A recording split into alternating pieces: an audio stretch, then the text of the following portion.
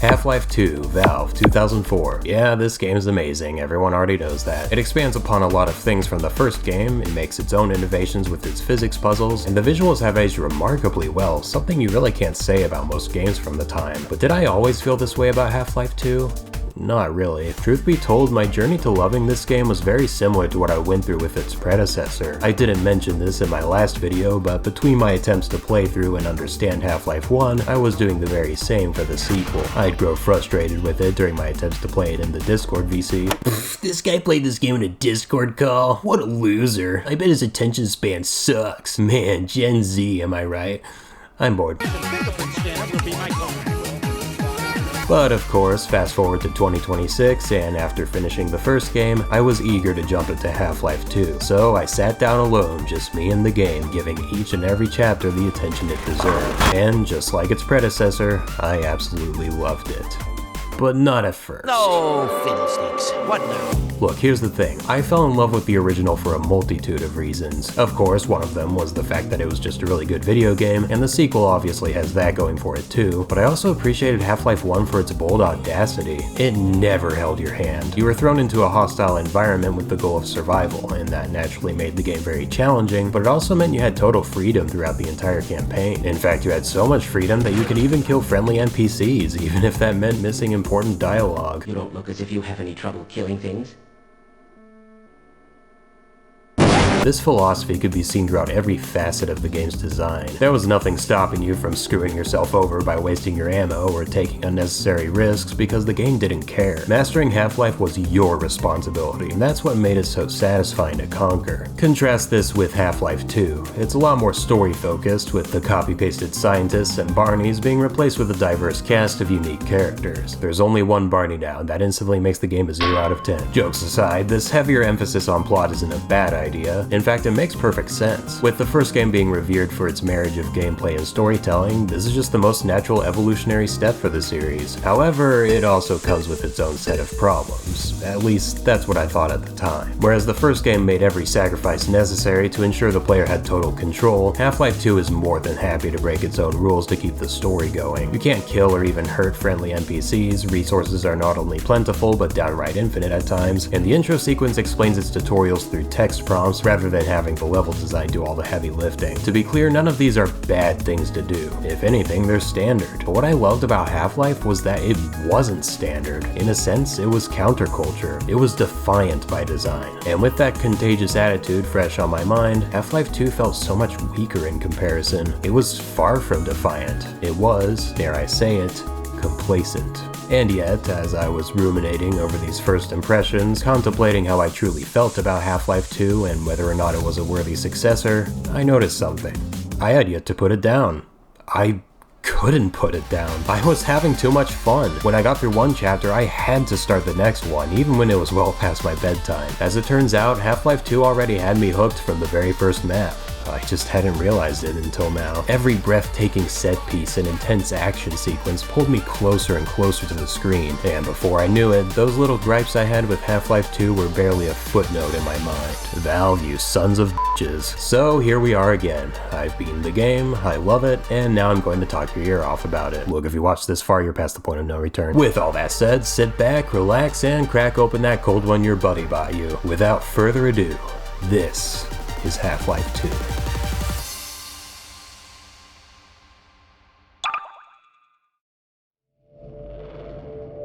Rise and shine, Mr. Freeman. Rise and shine.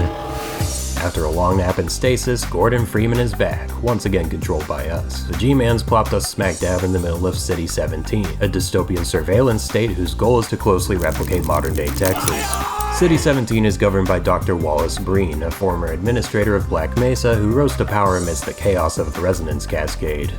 Oops. This guy's a complete asshole, and the game pulls no punches in demonstrating that. He drones on and on about how we're so close to achieving immortality, guys, we just need a few more donations to the Kickstarter, the rocket has been built, guys, we're on the launch pad, we just need a little more fuel. Meanwhile, anyone who's not a Combine soldier is living in complete misery.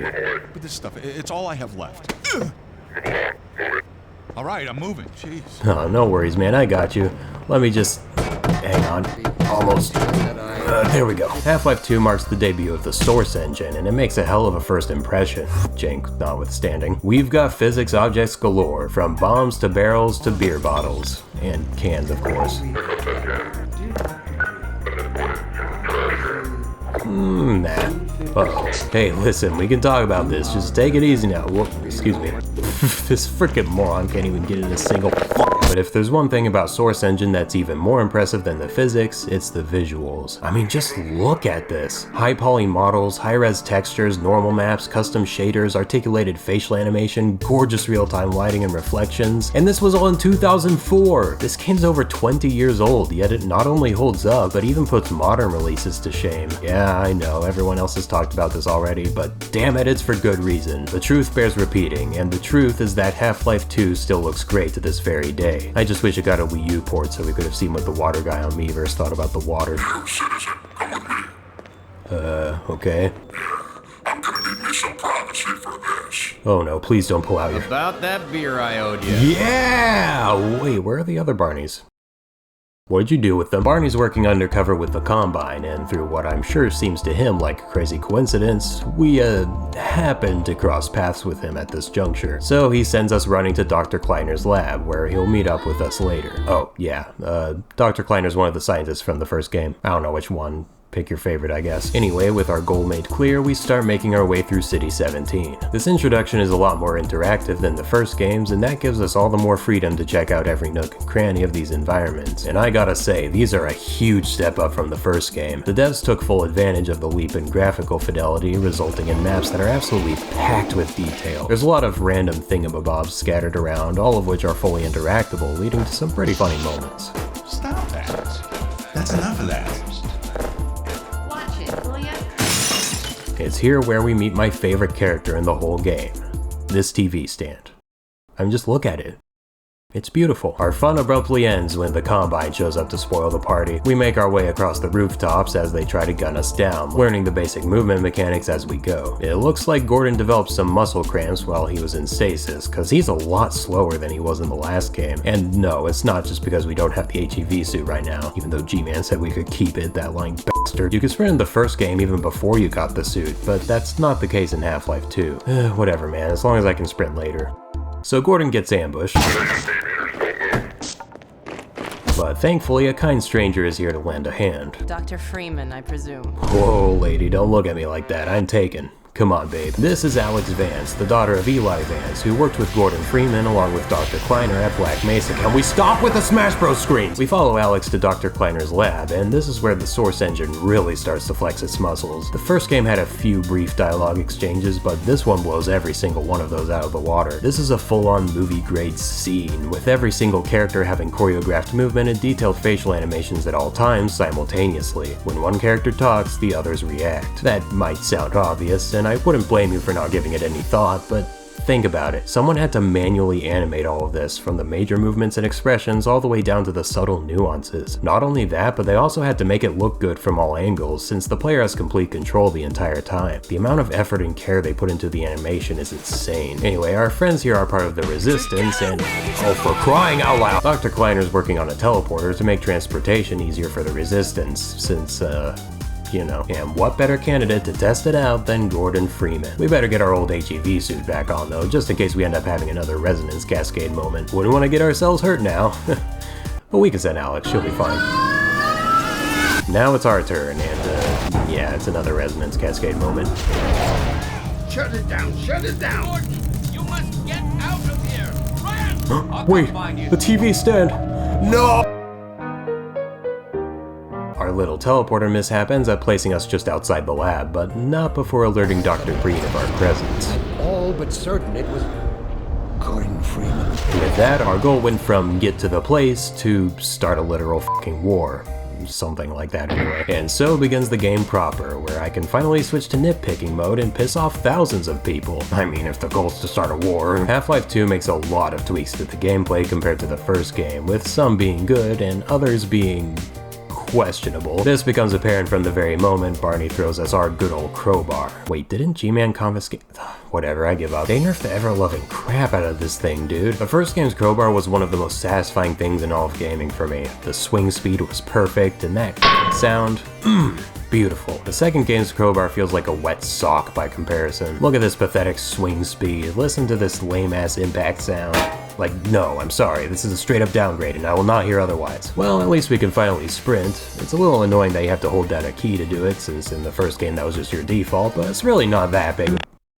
You're kidding me. Yep, that's right, they nerfed the sprint too. Now it's tied to the HEV suit's auxiliary power, which means you can only sprint for so long and have to take a breather before you can start running again. Can I just ask why? This doesn't add challenge, it's just annoying. Sprinting was a quality of life feature. It made traversing the levels more fun. The only thing this affects is enemy encounters, and no, it doesn't make them harder. I got through them all just fine. All it does is make them less interesting, because now you're afforded less movement options. I never understood this modern idea that sprinting needs to be limited in some way. Like, what does that actually do for your game? In every game I've ever played that does this, it's just an annoying inconvenience. It seldom, if ever, actually leads to me dying, and if that's all having limited sprint serves to do, why even bother if the alternative is an objectively better game feel? I'm sure Half-Life 2 wasn't the first game to do this, but boy, this of all franchises committing this design sin is insane to me. And it's even worse here because the auxiliary power is also responsible for your flashlight and your oxygen. God forbid you have to see and breathe. Thankfully, those two things are pretty much my only gripes with the game. There's a few other nitpicks I have here and there, but we'll cross those bridges when we get to them. For now, let's move on to the positives, also known as Half-Life 2. The game picks up the pace pretty quickly, giving us a pistol along with some explosive barrels to play with. The intro served a similar purpose to the first games, except now the scenario is flipped on its head. In Half-Life 1, you start out in a friendly environment that suddenly turns hostile. In Half-Life 2, you start out in an oppressive environment that becomes powerless the moment Gordon Freeman picks up a gun. This guy's such a badass, I love it. This is also where the level designers really start having fun with the source engine physics. I love this puzzle where you have to make the barnacles eat the explosive barrels. Not only is it a clever puzzle, but it also gives us some much needed revenge after these assholes gave us so much grief in the first game. And yes, I know they were easy to kill, but that didn't make them any less annoying. Ugh, what the hell? After evading a trigger-happy helicopter and reuniting with the good old head crabs that still make 11 kHz sound effects for some reason, we meet up with some fellow rebels. They all recognize our GigaChad aura, so they give us an airboat to cross the big canal of radioactive waste up ahead. This thing is really fun to drive for the first 5 minutes. Unfortunately, and infamously, this section way overstays its welcome. That said, I do appreciate the game design on display here. While I agree with the consensus that it's a little too long, this section does evolve and escalate as it goes on, so it doesn't get too boring. Plus, we've also got little sections where we can ditch the airboat in favor of some good old-fashioned FPS gameplay, as fleeting as it may be. I think if they condensed the airboat section just a tiny bit, I'd have a more favorable opinion, because on paper I love pretty much everything about it, but yeah, it does get a little boring towards the end. Was I not supposed to do that? After our grand journey with the airboat, we arrive at Black Mesa East, where we meet back up with Alex and become acquainted with Judith Mossman and Eli Vance. I told you to stop doing that! Alex takes us out back and gives us what might be this game's most iconic weapon, the gravity gun. I love this thing. It basically turns you into a source engine Jedi. Right-click pulls physics objects towards you, and left-click sends them flying. Well, that explains why Silver's gameplay in Sonic 06 was so clever. They stole it from Valve. The next section is Ravenholm, and is a straight up showcase for what this thing can do. Slicing zombies in half with saw blades, blowing up hordes of enemies by launching explosive barrels at them, and what the f is that thing? Yeah, so that's the other thing about Ravenholm. It's creepy. It really hammers home the darker tone this game's going for. Half-Life 1 was kinda going for a sci-fi horror vibe too, but that game leaned more cheesy B-grade action flick. Something died down here. Going from that to this was an adjustment, to say the least, but I do ultimately think it was the right way to go. As funny as the first game was, I don't think its humor would have quite landed the same without the stylized graphics, copy-pasted characters, and low-fidelity voice lines. Half-Life 2 makes a drastic leap in realism, and that necessitates a drastic leap in tone. Get away! As if the regular headcrabs weren't creepy enough, Ravenholm introduces poison headcrabs. It's not common for a video game to trigger my phobia of insects. I think the disconnect between reality and the screen helps me distinguish the two. But these things, yeesh. They tap into that fear in a way I didn't think any digital medium could. Another point for Source, I guess. I really ought to Y2K-proof this thing. Just a few moments after Ravenholm, we enter another vehicle section. Don't worry though, this one doesn't overstay its welcome. The buggy is fun to drive, and there's plenty of on-foot gameplay to keep things interesting. Valve, what did I do to hurt you? The antlions are pretty cool. The game does a lot with them from this point onward. After the buggy section is a level where we have to avoid the sand, so we— What about the bridge? Yeah, everyone already knows about the bridge. Talk about the bridge. Ugh, fine. In the middle of the buggy section, we have to navigate the underside of this massive bridge. And yep, it's a really well-designed level with good set pieces and good gameplay. Look, I really don't have anything interesting to say about this part. It's just one of those things you have to experience yourself to fully appreciate. It's an iconic part of Half-Life 2, and for damn good reason. You happy? Why do you pronounce GIF wrong? Okay, we're moving on. After the buggy section is the level where we have to avoid the sand so we don't aggravate the antlions. Like Ravenholm, this part is a great showcase of the gravity gun, and it's surprisingly open-ended for a Half-Life level. You're in a big desert, there's a bunch of physics objects, the floor is lava. You can figure out the rest. Despite giving the player so much flexibility, this is still a really well-designed level. There's plenty of side areas to explore if you're low on ammo or health, but there's also nothing stopping you from just beelining it to the next section if you really want to. The first sandbox level in a Half-Life game, and of course Valve nails it first try. Should I even be surprised at this point? Once we've made it through that, our next task is to slay the Antlion Queen so we can— okay, what is it with Valve and ball sacks? The pheromone pods grant us the ability to control the Antlions. Yeah, who's in charge now, bitch? With our insect army by our side, we can finally storm Nova Prospect. Oh, the Combine captured Eli and locked him up in Nova Prospect. Forgot to mention that. Nova Prospect is such an insanely cool level. In fact, I think it's one of my new favorites. You have to navigate this surreal maze-like prison while sending hordes of antlions to duke it out with the Combine soldiers. I love the desolate atmosphere of this place. It's got such a cool vibe. I will admit that the antlion mechanic gets dangerously close to airboat territory with how much mileage they try to squeeze out of it, but it never gets too bad, and with everything else this section has going for it, I'll give it a pass. Now we're approaching the end game, and I don't want to spoil it for anyone who hasn't played this masterpiece. If you came here for a recommendation, just go for it, man. Half-Life 2 is a fantastic game with incredible gameplay, visuals, and storytelling. Alright, now that I have my ass covered— spoiler alert, skip here if you don't want to see him. At long last we find Eli, but turns out Dr. Mossman is a filthy traitor. She escapes through the Combine's teleporter, so we go in after her along with Alex. Instead of wherever Mossman went though, we end up back at Kleiner's lab 1 week in the future. Well hey, it looks like that was long enough for him to find his pet head crab. It'll be another week before I can coax her out there. Eli's been taken to the Citadel, so now it's up to us to rescue him. Again. So we make our way across City 17 one last time, and it looks like the place has turned into a battlefield. With help from Alex, Barney, and the Resistance at large, Gordon finally makes it to the Citadel. And holy shit, is it a sight to behold. In a sequence that harkens back to the first game's intro, a monorail carries us through the Citadel, allowing us to take in all the sights. And I think I owe Black Mesa an apology, cause this is definitely the more dangerous workplace. Bottomless pits everywhere, Combine soldiers patrolling the halls, whatever the heck these things are. We've got our work cut out for us, huh? Oh no, is this gonna be another Zen?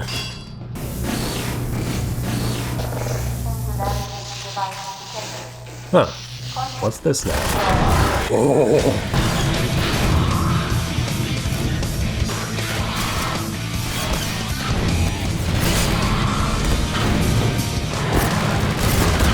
Now this is what I call a finale. By this point the game's challenged us enough already, and the developers realized that, so now we get the ultimate power trip, supersonic style. Too bad Dr. Breen can't let us catch a break. Now he's got all of us captured. Fortunately for us, Dr. Breen's an idiot. Watch out, he's gonna— No! What the This brings us to the final boss, and once again, I much prefer this one over the first games. It's more climactic, more visually interesting, and a lot more fun to play, taking advantage of the gravity gun one last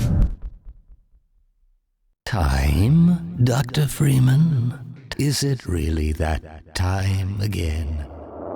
It seems as if you only just arrived. I've received some interesting offers for your services. Rather than offer you the illusion of free choice, I will take the liberty of choosing for you. I do apologize for what must seem to you an arbitrary imposition, Dr. Freeman. I trust it will all make sense to you in the course of— well, I'm really not at liberty to say. In the meantime, this is where I get off.